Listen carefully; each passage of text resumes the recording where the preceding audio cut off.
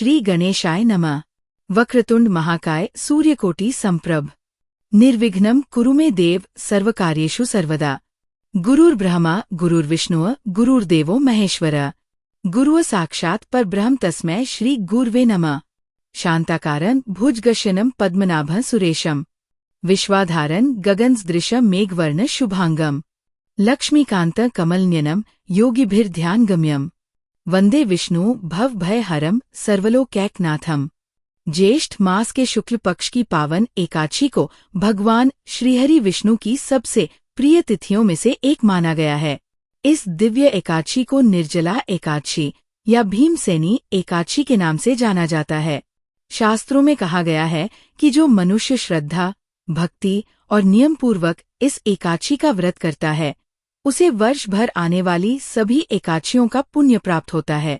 ये व्रत केवल उपवास का नहीं, बल्कि संयम, श्रद्धा और भगवान विष्णु के प्रति अटूट विश्वास का प्रतीक माना गया है। महाभारत काल में इस व्रत की महिमा का अनुभव स्वयं महाबली भीमसेन ने किया था। हस्तिनापुर में धर्मराज युधिष्ठिर के राज्यकाल में माता कुंती, पांचों पांडव और द्रौपदी भगवान श्रीहरि विष्णु के परम भक्त थे। जब भी एकादशी का दिन आता, सभी प्रातःकाल उठकर स्नान करते, भगवान विष्णु का पूजन करते और पूरे दिन उपवास रखकर भजन कीर्तन में अपना समय व्यतीत करते। माता कुंती अपने पुत्रों को सदैव धर्म के मार्ग पर चलने की शिक्षा देती थी। द्रौपदी भी भगवान श्रीहरि की सेवा में अपना जीवन धन्य मानती थी। किंतु पांचों भाइयों में सबसे बलशाली भीमसेन का स्वभाव सबसे भिन्न था। वे अपार शक्ति के स्वामी थे। उनके समान गदा चलाने वाला और युद्ध में शत्रुओं का सामना करने वाला दूसरा कोई नहीं था। किंतु जितनी अधिक उनकी शक्ति थी, उतनी ही अधिक उनकी भूख भी थी। उनके उदर में मानो अग्निदेव का ही निवास था। उन्हें थोड़े समय में ही तीव्र भूख लग जाती थी। इसलिए प्रत्येक एकादशी का व्रत करना उनके लिए अत्यंत कठिन था। जब भी एकादशी आती, युधिष्ठिर, अर्जुन, नकुल, सहदेव, माता कुंती और द्रौपदी सभी व्रत रखते, किंतु भीमसेन असमंजस में पड़ जाते। वे सोचते कि भगवान की भक्ति तो वे भी करना चाहते हैं, लेकिन भूख उन्हें अधिक देर तक शांत नहीं रहने देती। कई बार उन्होंने प्रयत्न भी किया, परंतु उनके लिए पूरा दिन बिना भोजन के बिताना असंभव हो जाता था। एक दिन प्रातःकाल महर्षि वेदव्यास जी हस्तिनापुर पधारे। सभी पांडवों ने उनका आदरपूर्वक स्वागत किया। माता कुंती और द्रौपदी ने उनके चरण धोकर उनका पूजन किया। कुछ समय पश्चात जब सभी लोग अपने कार्यों में व्यस्त हो गए, तब भीमसेन विनम्रतापूर्वक वेदव्यास जी के समीप पहुंचे और उनके चरणों में प्रणाम करते हुए बोले, हे पितामह, आप त्रिकालदर्शी है। आप समस्त वेदों और पुराणों के ज्ञाता है। मेरे मन में एक ऐसी समस्या है जिसका समाधान केवल आप ही कर सकते हैं। वेदव्यास जी मुस्कुराते हुए बोले, पुत्र भीम, निसंकोच होकर कहो। तुम्हारे मन में जो भी प्रश्न है, उसका समाधान अवश्य किया जाएगा। भीमसेन बोले, हे गुरुदेव, माता कुंती, मेरे बड़े भाई युधिष्ठिर, अर्जुन, नकुल, सहदेव और द्रौपदी सभी श्रद्धापूर्वक प्रत्येक एकादशी का व्रत करते हैं। वे मुझे भी व्रत रखने के लिए कहते हैं। मैं भगवान विष्णु की भक्ति भी करता हूँ, लेकिन मेरे भीतर ऐसी अग्नि प्रज्वलित रहती है कि मैं भूख सहन नहीं कर पाता। यदि मैं लंबे समय तक भोजन न करूं तो मेरा शरीर दुर्बल होने लगता है। कृपा करके मुझे ऐसा उपाय बताइए जिससे मुझे सभी एकादशियों का पुण्य प्राप्त हो जाए और मैं भगवान श्रीहरि की कृपा का अधिकारी बन सकूं। भीमसेन की विनम्रता देखकर वेदव्यास जी प्रसन्न हुए। उन्होंने कहा, हे वायुपुत्र भीम, भगवान विष्णु को एकादशी अत्यंत प्रिय है। जो मनुष्य श्रद्धा से एकादशी का व्रत करता है, उसके समस्त पाप नष्ट हो जाते हैं और अंत में उसे बैकुंठ धाम की प्राप्ति होती है। भीमसेन ने पुनः हाथ जोड़कर कहा, हे गुरुदेव, मैं असत्य नहीं बोलना चाहता। मैं भूख को सहन नहीं कर सकता। यदि आप मुझ पर कृपा करें तो ऐसा कोई एक व्रत बताइए जिसके पालन से मुझे वर्ष भर की सभी एकादशियों का फल प्राप्त हो जाए। वेदव्यास जी कुछ क्षण ध्यान में लीन रहे। फिर उन्होंने गंभीर स्वर में कहा, हे भीम, ज्येष्ठ मास के शुक्ल पक्ष में आने वाली एकादशी निर्जला एकादशी कहलाती है। इस दिन सूर्योदय से लेकर अगले दिन द्वादशी तक अन्न तो दूर, जल की एक बूंद भी ग्रहण नहीं की जाती। जो भक्त श्रद्धा और नियम पूर्वक इस व्रत का पालन करता है, उसे वर्ष भर की 24 एकादशियों का पुण्य प्राप्त होता है। ये व्रत अत्यंत कठिन अवश्य है, किंतु इसके समान दूसरा कोई व्रत नहीं है। वेदव्यास जी के वचन सुनकर भीमसेन कुछ क्षण मौन रहे। उन्हें ज्ञात था कि जल के बिना रहना उनके लिए अत्यंत कठिन होगा, लेकिन भगवान विष्णु की कृपा प्राप्त करने की इच्छा उनके हृदय में प्रबल थी। उन्होंने दृढ़ निश्चय करते हुए कहा, हे गुरुदेव, यदि इस एक व्रत के पालन से भगवान श्रीहरि प्रसन्न होते हैं और मुझे सभी एकादशियों का फल प्राप्त हो सकता है, तो मैं अवश्य इस व्रत का पालन करूंगा, चाहे मुझे कितनी ही कठिनाई क्यों न सहनी पड़े। कुछ दिनों बाद ज्येष्ठ मास के शुक्ल पक्ष की वो पावन तिथि भी आ गई, जिसका सभी को प्रतीक्षा रहती थी। एक दिन पूर्व दशमी तिथि से ही माता कुंती ने सभी को नियमों का पालन करने के लिए कहा। महल में सात्विक वातावरण था। भगवान विष्णु के नाम का कीर्तन हो रहा था। धर्मराज युधिष्ठिर ने ब्राह्मणों को दान दिया और सभी ने मिलकर भगवान श्रीहरि का स्मरण किया। भीमसेन के मन में उत्साह भी था और एक हल्का भय भी, क्योंकि वे जानते थे कि इस व्रत में केवल अन्न ही नहीं, बल्कि जल का भी त्याग करना होता है। एकादशी के दिन ब्रह्म मुहूर्त में सभी पांडव गंगा स्नान के लिए गए। स्नान के पश्चात उन्होंने स्वच्छ वस्त्र धारण किए और भगवान श्रीहरि विष्णु की पूजा की। धूप, दीप, पुष्प और तुलसी दल अर्पित करके उन्होंने प्रार्थना की, हे नारायण, हम पर अपनी कृपा बनाए रखें और इस व्रत को पूर्ण करने की शक्ति प्रदान करें। भीमसेन ने भी भगवान के सामने हाथ जोड़कर कहा, हे लक्ष्मीपति, मैं जानता हूं कि ये व्रत मेरे लिए अत्यंत कठिन है, किंतु आपकी कृपा से ही मैं इसे पूर्ण कर सकता हूं। मुझे शक्ति दीजिए कि मैं अपने संकल्प से विचलित न होऊं। प्रातःकाल का समय तो भजन और पूजा में बीत गया, किंतु जैसे जैसे सूर्य ऊपर चढ़ने लगा, गर्मी बढ़ने लगी। भीमसेन को प्यास का अनुभव होने लगा। वे बार बार अपने मन को समझाते और भगवान विष्णु का स्मरण करने लगते। दोपहर होते होते उनकी व्याकुलता और बढ़ गई।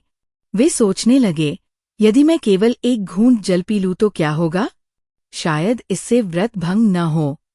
लेकिन तभी उन्हें महर्षि वेदव्यास के शब्द स्मरण हो आए, हे भीम, इस व्रत में जल का त्याग ही सबसे बड़ा नियम है।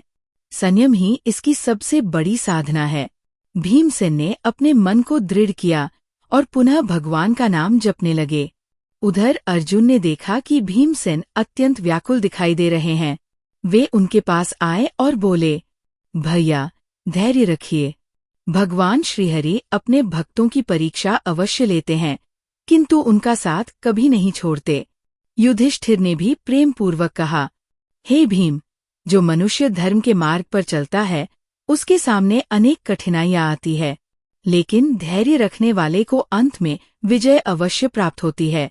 माता कुंती ने अपने पुत्र के सिर पर हाथ फेरते हुए कहा, पुत्र, भगवान विष्णु पर विश्वास रखो, तुम्हारी भक्ति निष्फल नहीं जाएगी। माता के शब्द सुनकर भीमसेन का मन कुछ शांत हुआ। उन्होंने अपने भीतर साहस जगाया और भगवान श्रीहरि के नाम का जाप करने लगे। संध्या का समय आया। महल में दीपक जलाए गए। सभी ने मिलकर भगवान विष्णु की आरती की। द्रौपदी ने तुलसी दल अर्पित किए और मधुर स्वर में श्रीहरि के भजन गाने लगी। वातावरण भक्तिमय हो उठा, किंतु भीमसेन के लिए ये समय सबसे कठिन था। उनके कंठ में सूखापन बढ़ रहा था। शरीर में कमजोरी महसूस होने लगी थी। फिर भी वे बार बार अपनी आंखें बंद करके भगवान विष्णु का ध्यान करते और मन ही मन कहते, हे प्रभु, यदि आपकी कृपा मेरे साथ है तो मैं ये कठिन परीक्षा अवश्य पार कर लूंगा। रात्रि का अंधकार धीरे धीरे गहरा होता जा रहा था। महल के प्रांगण में दीपकों की पंक्तियां जगमगा रही थी। भगवान श्रीहरि विष्णु की मूर्ति के सामने धूप और दीप की सुगंध से वातावरण पवित्र हो उठा था। सभी पांडव और माता कुंती भजन कीर्तन में लीन थे, किंतु महाबली भीमसेन के लिए ये रात्रि किसी तपस्या से कम नहीं थी। दिन भर बिना अन्न और जल के रहने के कारण उनका शरीर दुर्बल होने लगा था। बार बार उनके मन में विचार आता कि यदि थोड़ा सा जल पी लिया जाए तो शरीर को शक्ति मिल जाएगी, लेकिन अगले ही क्षण उन्हें अपना संकल्प याद आ जाता। वे मन ही मन भगवान विष्णु का स्मरण करते और स्वयं को संयमित कर लेते। आधी रात बीतने लगी। भीमसेन के मुख पर थकावट स्पष्ट दिखाई दे रही थी।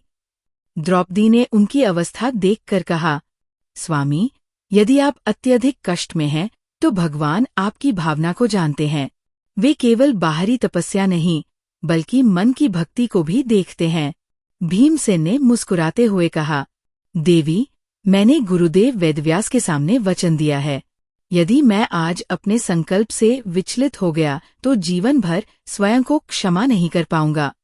भगवान की कृपा से मैं ये व्रत पूर्ण अवश्य करूंगा। उधर अर्जुन भगवान का नाम जप रहे थे। नकुल और सहदेव विष्णु सहस्रनाम का पाठ कर रहे थे। युधिष्ठिर ध्यान में बैठे हुए थे। माता कुंती अपने पुत्रों को देखकर भगवान से प्रार्थना कर रही थी, हे श्रीहरि, मेरे पुत्रों की रक्षा करना।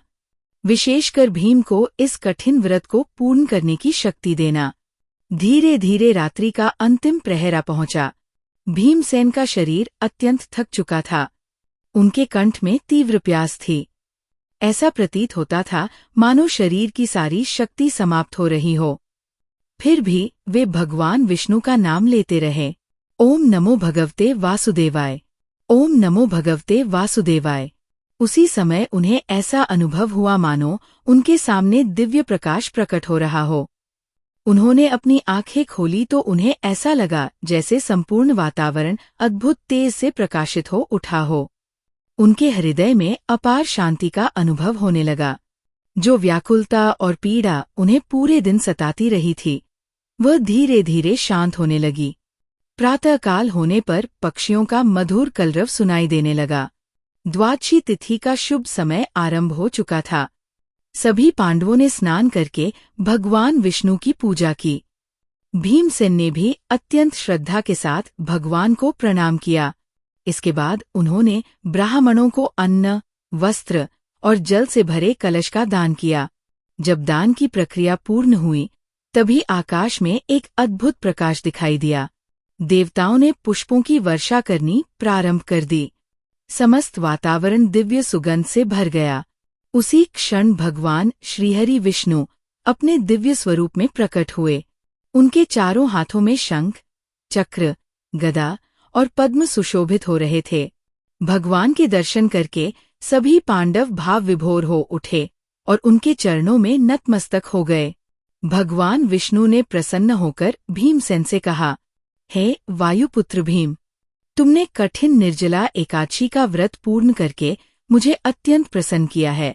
जो मनुष्य श्रद्धा और विश्वास के साथ इस व्रत का पालन करेगा, उसे वर्ष भर की सभी एकादशियों का पुण्य प्राप्त होगा। उसके पाप नष्ट होंगे और अंत समय में उसे मेरे धाम की प्राप्ति होगी।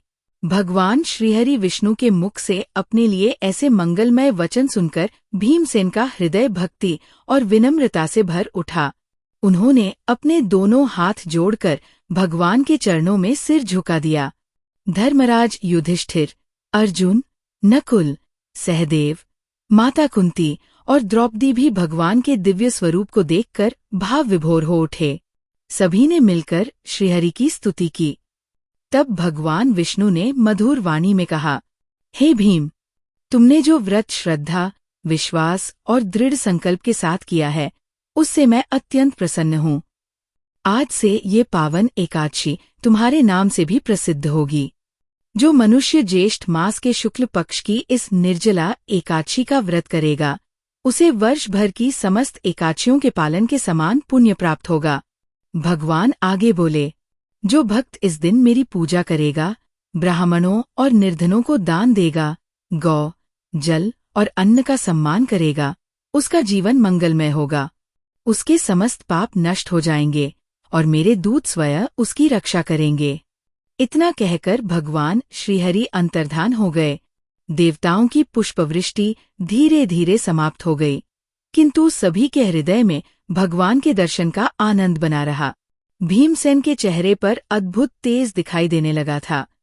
उन्होंने अपने बड़े भाई युधिष्ठिर के चरण स्पर्श किए और माता कुंती के पास जाकर विनम्रता से बोले, माता, आज मुझे ज्ञात हुआ कि मनुष्य के लिए कोई भी कार्य असंभव नहीं है, यदि उसके हृदय में भगवान के प्रति सच्ची श्रद्धा और विश्वास हो। माता कुंती ने अपने पुत्र को आशीर्वाद देते हुए कहा, पुत्र, शक्ति केवल शरीर की नहीं होती। सबसे बड़ी शक्ति संयम और भक्ति की होती है। जिसने अपने मन को जीत लिया, उसने संसार को जीत लिया। महर्षि वेदव्यास जी भी इस समाचार को सुनकर अत्यंत प्रसन्न हुए। उन्होंने भीमसेन को आशीर्वाद देते हुए कहा, हे वायुपुत्र, तुमने सिद्ध कर दिया कि दृढ़ निश्चय और भगवान के प्रति अटूट विश्वास से मनुष्य सबसे कठिन साधना भी पूर्ण कर सकता है। जो व्यक्ति इस निर्जला एकादशी की कथा को श्रद्धा से सुनेगा या सुनाएगा, उसे भी महान पुण्य की प्राप्ति होगी। समय बीतता गया। हस्तिनापुर में ये समाचार फैल गया कि महाबली भीमसेन ने निर्जला एकादशी का व्रत पूर्ण किया है और स्वयं भगवान विष्णु ने उन्हें दर्शन देकर आशीर्वाद प्रदान किया है। नगर के लोग बड़े आश्चर्य से इस कथा को सुनते और भगवान विष्णु की महिमा का गुणगान करते। धीरे धीरे ये पवित्र व्रत पूरे आर्यावर्त में प्रसिद्ध हो गया। ऋषिमुनि, राजा महाराजा, गृहस्थ और साधु संत सभी श्रद्धा के साथ इस व्रत का पालन करने लगे। लोगों का विश्वास था कि यदि किसी कारणवश वर्ष भर की सभी एकादशियों का व्रत करना संभव न हो, तो श्रद्धापूर्वक निर्जला एकादशी का व्रत करने से भगवान श्रीहरि की विशेष कृपा प्राप्त होती है। कहा जाता है कि एक बार कुछ ऋषियों ने महर्षि वेदव्यास से पूछा, हे महर्षि, यदि कोई व्यक्ति अनजाने में अनेक पाप कर बैठा हो और पश्चाताप करते हुए भगवान की शरण में आ जाए, तो क्या उसे भी इस व्रत का फल प्राप्त हो सकता है? तब वेदव्यास जी ने कहा, भगवान विष्णु करुणा के सागर हैं। वे केवल बाहरी आडंबर नहीं देखते, बल्कि भक्त के हृदय की सच्ची भावना को देखते हैं।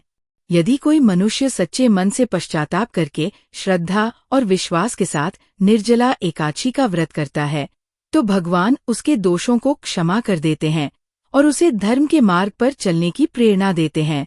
इसी कारण इस एकादशी को केवल उपवास का पर्व नहीं, बल्कि आत्मसंयम, भक्ति और भगवान के प्रति पूर्ण समर्पण का महापर्व माना गया है।